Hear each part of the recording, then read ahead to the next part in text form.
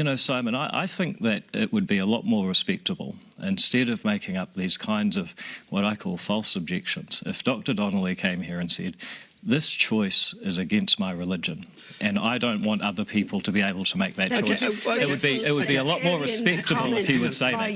It's disgraceful sectarian comment. It would. Wait, hang on, David. We need to clear this up, please. Yeah, I have 25 years of experience of palliative medicine working. I speak from a professional point of view. I'm an associate professor of palliative medicine, research and education, worked in 4 different countries. So I speak in that from that platform and that experience. So, and I deeply care for people. That's all I care about. 4 generations of doctors in my family. I care about people. I know that we can relieve their suffering through palliative care. Palliative care works.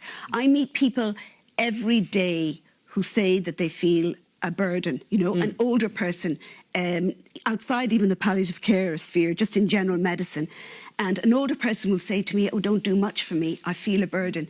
And then we try to look after them. Imagine introducing this, you know, flimsy, leaking legislation into that world where people... And also... I feel like I touched a nerve there. Yes, rightly so. This is about life and death. Yeah, well, that's right. So, first of all, let's a couple of things here. Your objection is not based on faith. It's completely based on my professional experience. Right, so that's cool. Secondly, you have to take somebody at their word, David. Of course. That's bigotry at its utmost. Secondly, can we talk about people who are poor and lonely and perhaps vulnerable? So that's what Penny Parsons was talking about there. Do you think, Sinead, that people who are, say, poor and lonely will have enough care or be able to get enough palliative care to make that kind of choice?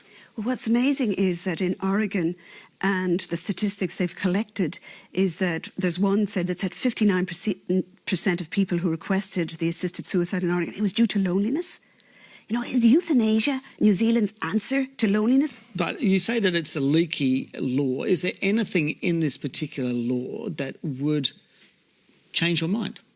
Or is there any way we can change this law that would change your mind? Well, it can't be changed. We're voting on it on October the 17th. Right. That's it. Okay. That's what we're debating.